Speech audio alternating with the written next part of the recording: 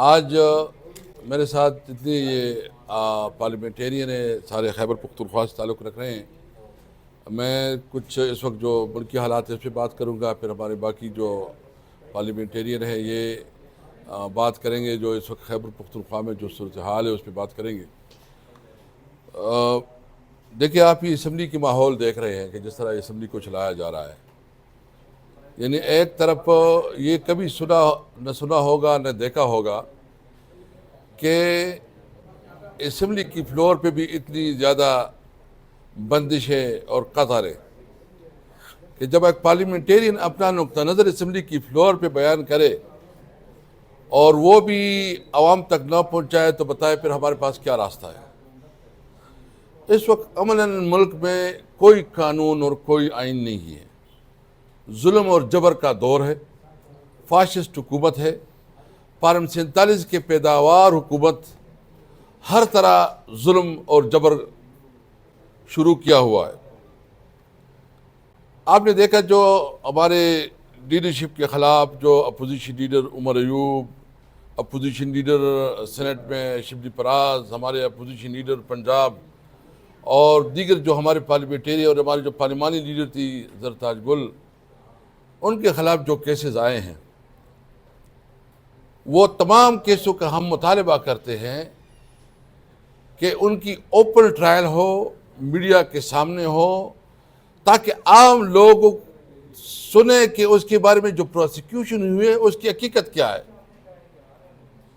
یعنی سارے لوگ ہنسیں گے کہ کس طرح ایک پولیس ایک دو آفیسر کو گواہ بنا کے انہوں نے جو فیصلے کیے ہیں اور سزائیں دی ہیں، اور اس سے صاف واضح ہوتا ہے کہ یہ کسی جج کا فیصلہ نہیں ہو سکتا. یہ انصاف کے تقاضے پوری نہیں کرتے اور تمام فیصلے اس وقت جو ہے نا اوپر سے مسلط ہوتے ہیں، ایگزیکٹو کے ذریعے مسلط ہوتے ہیں. کیا ایسے نظام میں جب عدلیہ اتنا متنازع ہو جائے، عدلیہ اپنا وقار کھو جائے، تو لوگوں کے پاس پھر کیا آپشن رہتا ہے؟ کوئی عدلیہ کے اوپر اعتماد کرے گا؟ اس وقت تو جب کسی کے ساتھ ظلم ہوتا ہے یا کوئی unlawful کام ہوتا ہے تو لوگ عدالت کی طرف دیکھتے ہیں. جب عدالتوں کی طرف دیکھنا بند کریں گے تو پھر مائٹ از رائٹ. بس جس کے پاس جس کی لاٹھی اس کی بھینس والی کہا تھا کہ جس کے پاس طاقت ہوگا، جنگل کا قانون ہوگا، اور یہ ملک عملاً جنگل کی قانون کی طرف جا چکا ہے. ملک عملاً انارکی کی طرف جا چکا ہے. اس وقت پنجاب میں جو علیحدگی پسند تحریک اٹھی ہے بہت تشویشناک ہے. ہمیں اس پہ تشویش ہے اور ان کے لیے یہ حکومت مواد دے رہی ہے، ایسے حالات پیدا کر رہے ہیں کہ ان کے مطالبات کو جائز بنایا جا رہا ہے. جب حکومت میں لوگ بیٹھے عوام کے منتخب نمائندے نہ ہو، یعنی جتنی بھی یہاں پوری نیشنل اسمبلی میں صرف 17 سیٹیں مسلم لیگ نون جیتی ہے، صرف 2 سیٹیں جو ہے نا یہ لاہور میں ہی جیتے ہیں. کراچی میں یہ جتنے لوگ یہاں بیٹھے ہیں اس میں کوئی عوام کا نمائندہ نہیں ہے. بلوچستان میں جو لوگ بیٹھے وہ عوام کا نمائندے نہیں ہیں. تو آپ بتائیں، جب آپ ان لوگوں کو جو عوام کے نمائندے ہیں اس کو محروم رکھے اور جو تھوڑی بہت آئے ہیں اس کو بھی فارغ کرے، تو یہ ملک کے ساتھ آپ کون سے انصاف کر رہے ہیں؟ ملک کو کس طرف لے کے جا رہے ہیں؟ خدا را اس ملک کے اوپر رحم کرے. یہ ملک ڈنڈے سے، جبر سے، ظلم سے نہیں چلا جا سکتا. یہ ممکن نہیں ہے کہ یہ ملک جو ہے نا اس طرح سروائیو کرے گا. اور پھر ہمارے صوبے میں جو حالات ہیں وہ میں چاہتا ہوں کہ اقبال افریدی صاحب اور ہمارا صفات اللہ صاحب یا جو دیگر ہمارے ایم این ایز ہیں یہ بات کرے کہ اس وقت عملاً جو ہمارا مرج ایریا ہے، جو افغانستان کے ساتھ بارڈر ایریا ہے، وہ اس پہ وفاقی حکومت کی نااہلی کی وجہ سے وہاں حکومتی ریٹ ختم ہو چکی ہے. آپ ہمیں کہتے ہیں کہ یہ صوبائی حکومت ہے. بھائی یہ تو فارن پالیسی کا شاخسانہ ہے کہ فارن پالیسی آپ کی ایسی ہے کہ افغانستان کے ساتھ لڑائی، آپ نے اس کے ساتھ تجارت ختم کیا، اس کے ساتھ تعلقات خراب کی. آپ نے کہا طالبان جو ہے نا یہ پرو پاکستان ہے، اس کے ساتھ بھی آپ نے تعلقات خراب کی. اور اس کے بعد آپ یہ کہتے ہیں کہ صوبائی حکومت اگر صوابی میں کوئی لا آرڈر مسئلہ بنتا ہے، مردان میں بنتا ہے، چارسدہ میں بنتا ہے یا پشاور میں بنتا ہے تو صوبائی حکومت کی ذمہ داری ہے. لیکن آپ اس علاقے میں کہ جو آپ کے بارڈر مینجمنٹ کی وجہ سے مسائل آتے ہیں. اسمگلنگ ہو رہی ہے, پولیس اسمگلنگ ہو رہی ہے, لیکن تجارت کو آپ بند کر رہے ہیں, کاروبار کو آپ بند کر رہے ہیں. لوگ وہاں سے آ رہے ہیں دہشت گرد, اور پھر آپ کہتے ہیں کہ آپ کی ذمہ داری ہے. اس لیے میں یہ مطالبہ کرتا ہوں, خدا را اس ملک کو آئین اور قانون کے مطابق چلائے. شہباز شریف کی حکومت ناجائز ہے. اگر اس ملک میں امن آنا ہے, اس ملک میں کاروبار آنا ہے, اس ملک میں روزگار آنا ہے, اس ملک میں انویسٹمنٹ آنی ہے, وہ تب آئے گا جب عوام کی صحیح نمائندگی ہوگی. صحیح نمائندگی ہوئی تب اس ملک پہ یہ ملک چل سکے گا. اس لیے ہم مطالبہ کرتے ہیں کہ فوری طور پر فری اینڈ فیئر الیکشن کیا جائے, تاکہ عوام کی صحیح نمائندگی پارلیمنٹ میں بیٹھے, اور وہ پارلیمنٹ تمام اختیارات اور اس کے پاس ہو. ابھی جو چینی کا اسکینڈل ہوا ہے, ہم نے مطالبہ کیا ہے کہ چینی کے اسکینڈل کے حوالے سے اس کے اوپر جوڈیشل کمیشن بنایا جائے, اور جو عوام کے اوپر اس وقت جو مہنگائی ہے اور جو چینی مارکیٹ سے غائب ہو رہی ہے اور مہنگی چینی بیچی جا رہی ہے, جو اس میں ملوث ہے اس کے خلاف قانونی کارروائی ہو جائے. حاجی صاحب بات کریں گے اس کے بعد. بسم اللہ الرحمن الرحیم. چند باتیں ایکسپارٹا کے حوالے سے بہت ضروری ہے, چونکہ اسٹیٹ کی دیگر اضلاع سے ہمارے فاٹا کے حالات مختلف ہیں, اور آپ آئے روز دیکھ رہے ہو کہ فاٹا میں کبھی وزیرستان, کبھی باجوڑ, کبھی تیرا میں یہ واقع ہو رہے ہیں. پچھلی دنوں جو 6 بندے شہید ہوئے, اور انہوں نے ایک بچی کو اٹھایا تھا اور وہاں پہ برگیڈ کے سامنے احتجاج کر رہے تھے, اور سیدھا اس پہ گولیاں چلائی, اور یہاں سے ایک پیغام آیا کہ یہ فتنہ الخوارج نے یہ گولیاں چلائی ہے. تو یہ ڈرامے ایک طرف ہمیں مار رہے ہیں, شہید کر رہے ہیں, اور دوسری طرف پھر وہ الزام بھی کسی دوسرے پہ لگا رہے ہیں. تو یہ ڈرامے انتہائی افسوسناک ہے. کبھی باجوڑ میں یہ ہو رہا ہے, کبھی وزیرستان میں, اور ایک طرف فوج نے اور سیکورٹی فورسز نے جنگ خندق کے نام سے جنگ شروع کی, کہ دوسری طرف طالبان نے عزوہ بدر کے نام سے جنگ شروع کی ہوئی ہے, اور ہمیں کافر سمجھ کے مار رہے ہیں, شہید کر رہے ہیں. لہٰذا ہم دونوں کو کہہ رہے ہیں کہ اگر آپ فوج کو یا سیکورٹی فورسز کو کسی جگہ پہ آپریشن کی ضرورت ہے, کو آپ کچے میں جائے, وہاں پہ آپریشن کرے, بارڈر سیل کرائے, تاکہ یہ جو دہشت گرد ہے وہ نہ آ سکے. اور طالبان کو سیدھا ہم پیغام دے رہے ہیں کہ افغانستان میں امریکہ کے جانے کے بعد آپ کا کوئی جواز نہیں بنتا جہاد کا. آپ سیدھا جائے فلسطین, وہ اپنی جہادی جو آپ کی ذمہ داری اور آپ کے فرض وہاں پہ پورے کرے. لہٰذا حکومت سے بھی ہم 2-3 سوال کرتے ہیں کہ آپ جو آئے روز آپریشن کے ڈنڈورے پیٹتے ہو, آپ کے پاس اگر سول پاور ریگولیشن, آپ کے پاس نیشنل ایکشن پروگرام کے تحت آپ کو ہر جگہ پہ آپریشن کرنے کی اجازت تھی, تو آپ نے عزم استحکام کیوں لانچ کی؟ کہاں پہ ہمارے سروں کا سودا کیا؟ کس سے آپ نے ڈال لیے؟ لہٰذا جو آپ اتنے وسائل میں, آپ اتنے سورسز کے باوجود آپ طالبان تک نہیں پہنچ سکے. قبائلی عوام باجوڑ میں بھی وہاں پہ پہنچ گئے, اور تیرا میں بھی وہاں پہ پہنچ گئے, اس کے ساتھ مادی بھی معاہدے بھی کر لیے. لہٰذا وہاں پہ آپ کیا کر رہے ہیں, کیا ڈرامہ رچا رہے ہیں وہاں پہ؟ ہم کل عام پورے پاکستان میں عوام کو بھی, حکومت کو بھی, اور قبائلی عوام کی بھی, کہ قبائلی عوام نہ رہیں, ڈٹے رہیں. کسی آپریشن کی وہاں پہ ہم اجازت نہیں دیں گے, نہ نقل مکانی کریں گے, نہ ان کو ہم اجازت دیں گے. میں ایپیکس کمیٹی میں بیٹھا تھا, وزیر اعلیٰ نے بالکل کل عام اس کو کہہ دیا کہ ایکسپارٹا میں کسی بھی ضلع میں آپ کو آپریشن کی اجازت نہیں دوں گا. لہٰذا ہم مر بھی رہے, ہم بے گھر بھی ہو رہے, ہمارے گھر بھی مسمار ہو رہے, ہمارے بچے بھی شہید ہو رہے, اور ہم مجرم بھی ہیں. لہٰذا ہمارے ساتھ یہ ظلم و جبر بند کی جائے. بسم اللہ الرحمن الرحیم.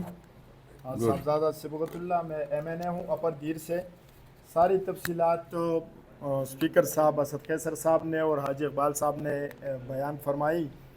ہمیں بڑا افسوس ہے کہ ہمارے علاقوں میں, پختونوں کے علاقوں میں آگ اور خون کا جو کھیل تقریباً 40 سال سے جاری ہے, 2 گھنٹے میں ہندوستان کے ساتھ ہماری جنگ کا فیصلہ ہو جاتا ہے. 2 گھنٹے میں ہم ہندوستان کو شکست دے چکے ہوتے ہیں, لیکن 40 سال ہو گئے ہماری خیبر پختونخوا کی زمین پر امن قائم نہیں ہوا. اور بنیادی وجہ یہ ہے جو اسپیکر صاحب نے اور حاجی صاحب نے بیان کی, ہم روٹ کازز کی طرف جاتے ہی نہیں ہے. ابھی طلال چودھری صاحب تقریر کر رہے تھے, اور ہمیں افسوس ہے کہ ہمیں آج بھی موقع نہیں ملا. کل میرے حلقے اپر دیر میں عیبت خان ایک گاؤں ہے, وہاں جان بادشاہ میرے حلقے کا ایک کانسٹیٹوئنسی سے تعلق رکھنے والا, اس کو شہید کیا گیا ہے, اور ابھی بھی حالات نارمل نہیں ہے. الیسی پاسون کے ذریعے لاکھوں لوگ امن کے لیے نکلتے ہیں, اپنے حق کے لیے نکلتے ہیں, اپنی آواز پہنچا رہے ہیں. آج بھی میرے حلقے اپر دیر میں گرینڈ جرگا ہے, لویا جرگا ہے, اور جتنے بھی سٹیک ہولڈرز ہیں لوور دیر میں قامی پاسون ہے, وہ جرگے کر رہے ہیں اور اپنی آواز حکومت کو پہنچا رہے ہیں.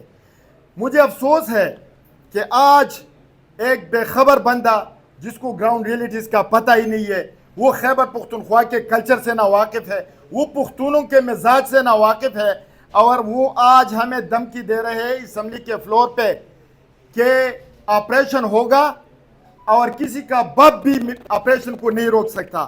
تو ہم طلال چودھری صاحب کو یہ بتانا چاہتے ہیں کہ ہماری ایک تاریخ ہے پختونوں کی, ہم دھمکیوں سے مرعوب نہیں ہوں گے.